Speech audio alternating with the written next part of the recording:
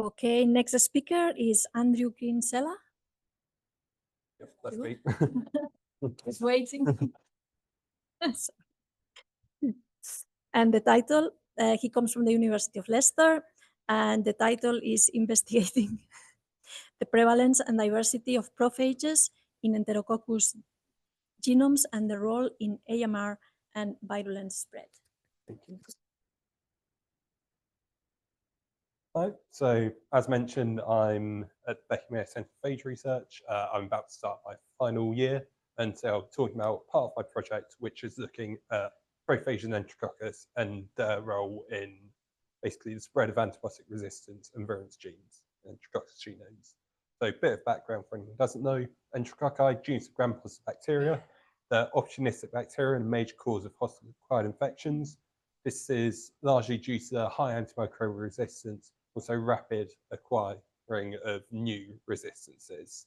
So one of the methods that antibiotic resistance can be spread through prophages. So these, when they exercise from their host genome, can pick up host genes such as AMR genes, and therefore when they go on to infect and integrate into another host, these genes will then confer the resistance.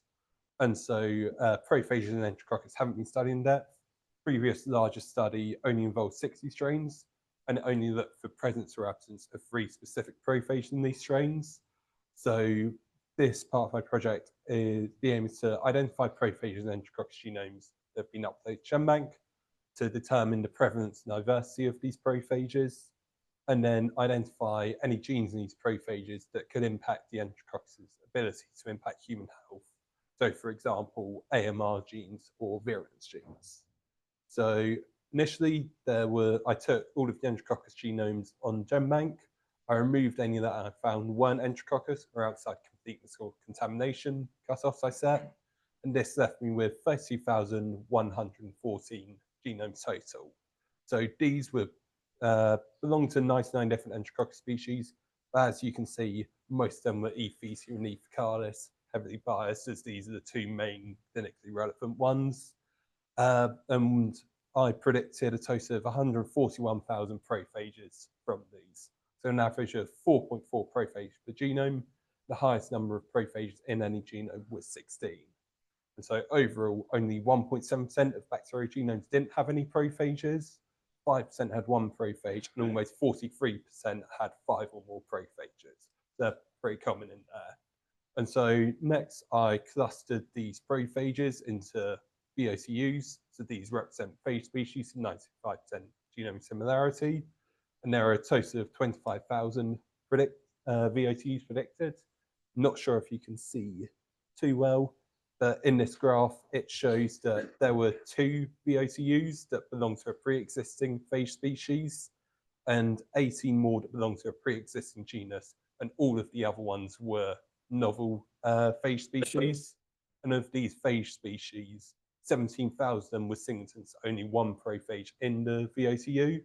So basically, the identified prophages largely dissimilar to each other and to previously existing phages. And so next, we see dissimilar prophages infect the same host species. So basically, if a prophage are all the prophages in a VOCU from the same Enterococcus species, or is it basically random? And so I found that there are 190 different what I refer to as host ranges identified, only 131 VOCUs, so 28 host ranges infected multiple Enterococcus species. And this graph here, thing, you might not see, it's only 3,000 prophages infected 2 species, 340 infected 3, 33 infected 4. There was 1 VOCU with 29 prophages that had 5 different host species in it. Basically, the most common host ranges were also that had multiple species, E. faecium and E. lactis, which isn't too surprising. They were previously grouped together as just E. faecium. Then E. faecalis and E. faecium, which again, not too surprising, they made up the vast majority of prophages. Then finally, E. avium and E. raffinosus. So overall, prophages similar to each other normally share the same host, but some can infect across multiple species. Finally, looked at possible impact of prophage carrier genes on host virulence and survival. So looked at virulence genes and AMR genes initially. So here, there are a total of 6,300 virulence genes carried by prophages. So 16% of Enterococcus genomes carry at least one prophage-carried virulence gene. There are fewer AMR genes identified in prophages, so only 900. So only 3% of Enterococcus genomes carry at least one.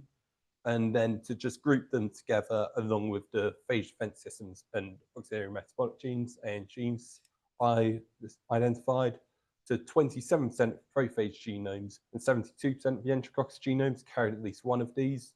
I basically said these are genes that are like to possibly impact the host virulence or survival. This means that most of the Enterococcus genomes contain one of these prophage carried genes.